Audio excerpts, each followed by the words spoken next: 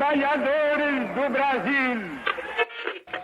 Assim sendo, declaro vaga a presidência da República.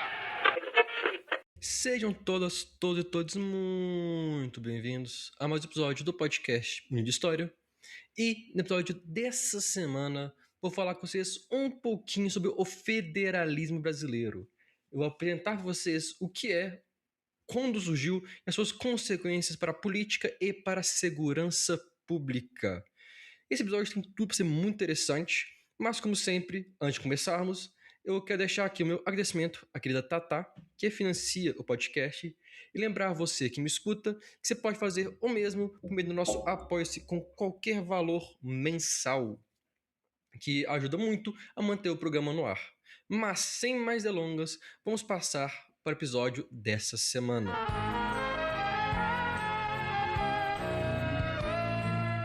Bom, o federalismo é a ideia de dar mais autonomia aos estados dentro de uma nação. E no caso do Brasil, ele foi implantado ainda em 1889, pós o golpe que depõe Dom Pedro II e cria a República, e ele foi confirmado para a nossa Constituição de 1891, a primeira Constituição do Brasil.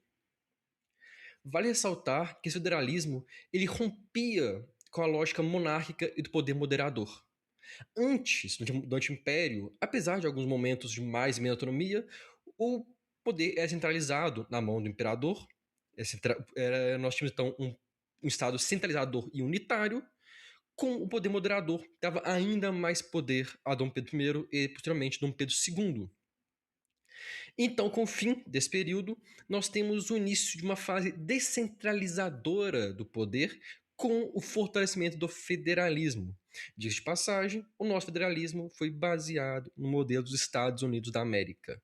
Mas por lá é um pouco diferente, com os estados tendo ainda mais autonomia para definir leis, crimes do que aqui. Não é à toa que lá, por exemplo, alguns estados liberaram o consumo de maconha, outros não, a questão do aborto. Alguns estados é totalmente liberado, alguns não. Então tem toda essa situação. Mas vamos focar aqui no Brasil.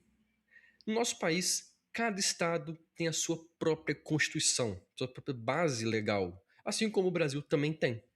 E isso é fruto desse federalismo. Mas falar de federalismo, nós temos que falar das elites locais que justamente criaram essas constituições, criaram a base política desses estados.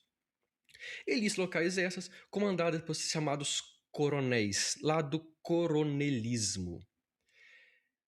Para quem não conhece, o coronelismo pode ser entendido como uma rede de trocas e interesses que alcançava desde os coronéis até o próprio presidente, era baseado em barganhas, em troca de favores, em troca de dinheiro algumas vezes, ou de bens, vezes de valor. E esses coronéis que comandavam o coronelismo, eles não eram bem militares. Eles eram oligarcas locais. E de onde que surgiu isso? Lá no nosso império. Na tentativa de aumentar o policiamento, aumentar a repressão policial, se criou a Guarda Nacional. Cada região teria um batalhão, uma parte da Guarda Nacional, e seria comandado por um coronel, que foi um título dado ao chefe político local, geralmente um grande fazendeiro, um grande comerciante. Ou seja, não era nem mesmo militar, como eu falei. Eram membros da elite local que recebiam do Estado o poder de comandar uma tropa paramilitar. O que poderia dar errado, além de tudo? Afinal de contas, nós estamos dando poder repressivo da violência para uma pessoa comum. O Weber coloca que o que define o Estado é o monopólio da violência. Nesse caso, na minha visão, o governo imperial abria mão de parte desse monopólio do poder, entregando esse poder para pessoas comuns, a fim de garantir o domínio oligárquico, a fim de garantir a manutenção da ordem vigente. Então, isso no Império, e gera, portanto, o coronelismo na República, que pode ser visto como uma continuidade do sistema colonial, do sistema imperial, de lideranças locais comandando a política local e influenciando até mesmo a política nacional. E isso seria possível apenas com o fortalecimento dessas lideranças, que ocorre justamente com o federalismo. Ou seja, é quase um ciclo. Um acaba fortalecendo o outro. E como os coronéis controlavam a política local? Forneciam empregos, nomeações para cargos, atendimento médico, remédio, comida, dinheiro. Em troca, conseguia o voto. Conseguia o apoio daquelas pessoas, ou pelo menos comprar o voto daquelas pessoas. Para quê? Para se manter forte e para eleger as pessoas do seu interesse para os cargos políticos. E aí vem o pulo do gato. A política dos governadores. O presidente da República tinha um acordo informal com os governadores, no qual, em troca do fornecimento de verbas, da manutenção do federalismo, de verbas federais no caso, e outros benefícios, os estados elegeriam deputados, seriam políticos favoráveis ao presidente no poder. Essa é a grande sacada desse momento. Que os governadores tinham esse acordo onde abusavam economicamente, moralmente, das populações nas regiões que viviam, em troca de benefícios políticos e econômicos que vinham desde o presidente, para garantir apoio político ao presidente, aos governadores. Ou seja, durante muito tempo, a política nacional brasileira era forjada, ou era baseada na compra de votos, com dinheiro ou com benefícios, na troca de benefícios políticos, famoso toma lá da cá, e também na violência, já que muitas vezes esses coronéis se utilizavam da violência para garantir os votos.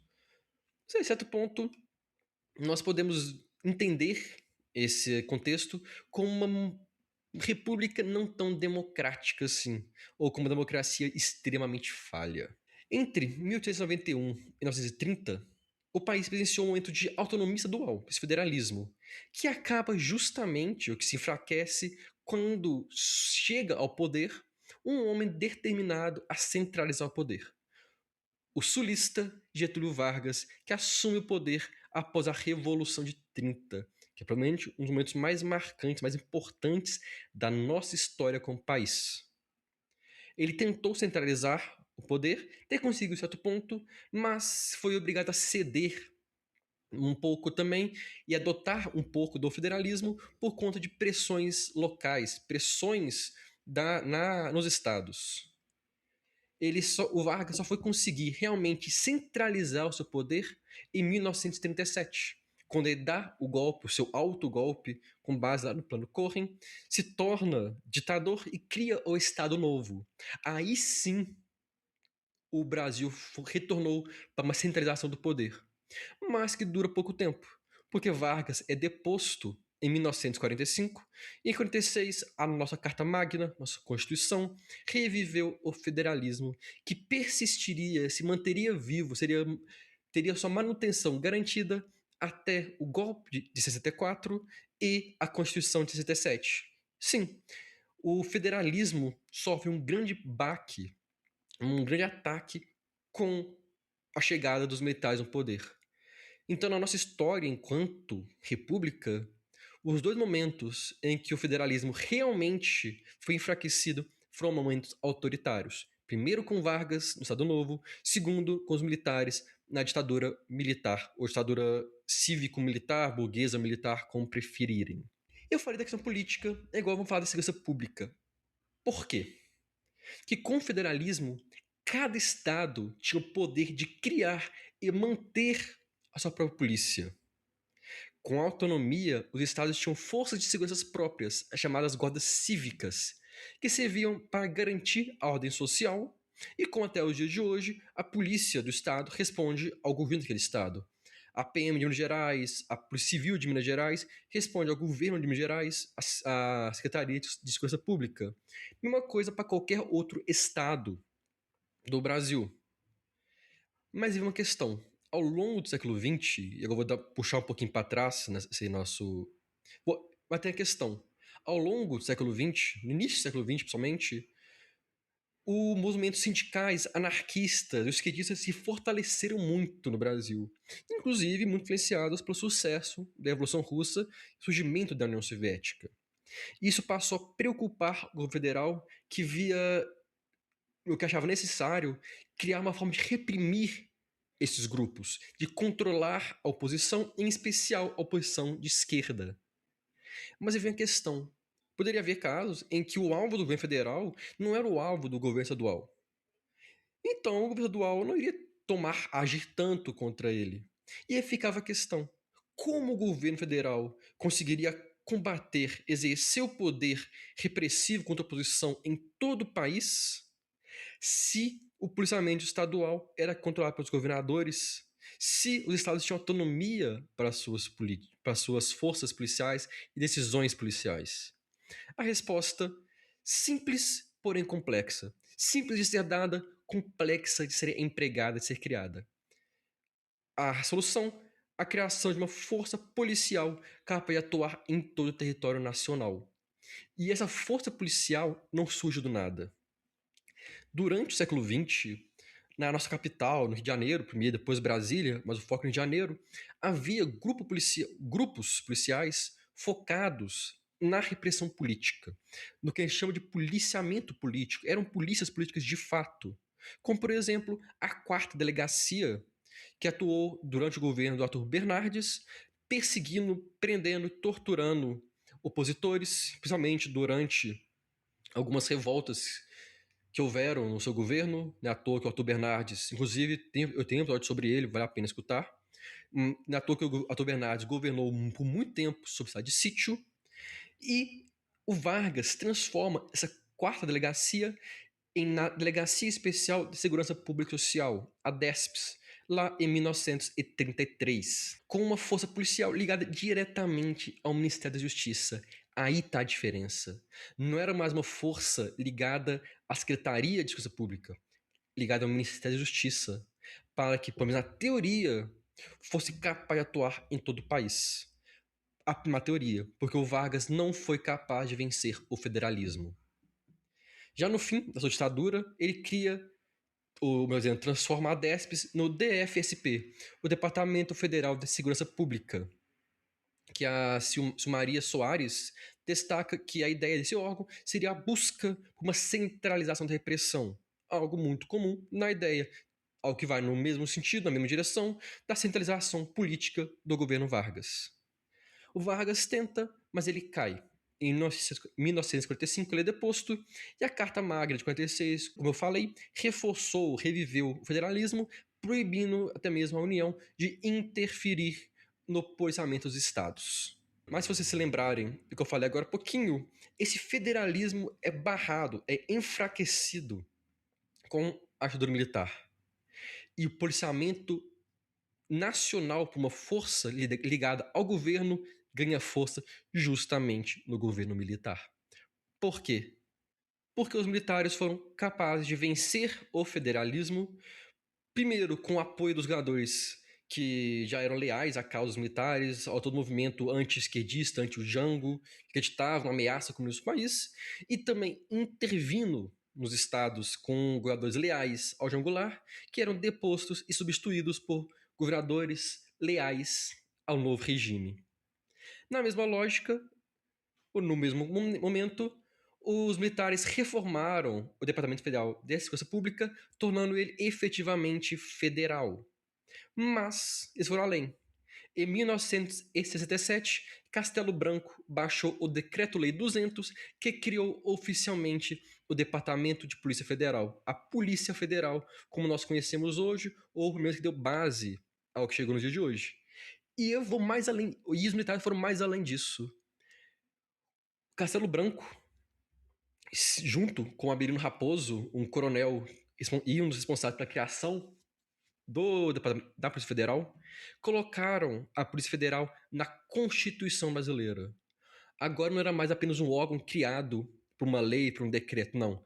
Agora a sua organização e a sua atuação, onde iria atuar, estavam defendidas, estavam protegidas pela Constituição Federal. Portanto, foi apenas com os militares que a União conseguiu federalizar a repressão no sentido de criar uma força que atuasse em todos os estados, ou seja, capaz de atuar em Minas Gerais, São Paulo, Rio de Janeiro, Espírito Santo, Amazonas, mas que respondia diretamente ao Ministério da Justiça e, por consequência, ao presidente e aos militares.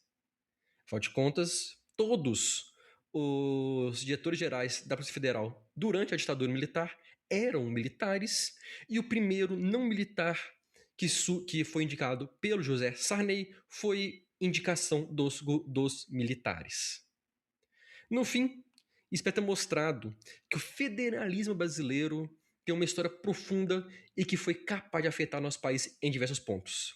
Política, economia e até mesmo a segurança pública foram influenciadas e talvez moldadas pelo federalismo e pela autonomia dos estados brasileiros. Será que o federalismo nós temos hoje em dia conseguiu corrigir os problemas do passado, ou será que temos de reformar o nosso sistema? E será que o federalismo oligárquico brasileiro ainda afeta o país, mesmo após anos do seu fim? Fica aí o questionamento que nós temos que fazer enquanto sociedade.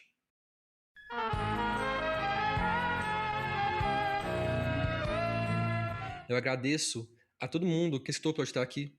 Quando vocês nos seguirem no nosso Instagram, Mundo de História, para estar sempre por dentro de quando um novo episódio for publicado. Lembro você ainda que lá no nosso Instagram você tem acesso ao nosso Apoia-se para você que tem interesse e condições financiar nosso podcast com valor mensal que ajuda a manter o programa no ar, mas você também pode nos ajudar e muito compartilhando esse e outros episódios, os amigos, colegas, familiares, parentes, qualquer um que você acha pode gostar de entender um pouco mais de história ou sobre o tema dessa semana. No mais, espero ter gostado do episódio, espero que tenham achado interessante, espero que eu tenha aproveitado o carnaval e vejo vocês na próxima semana. Um grande abraço e até lá!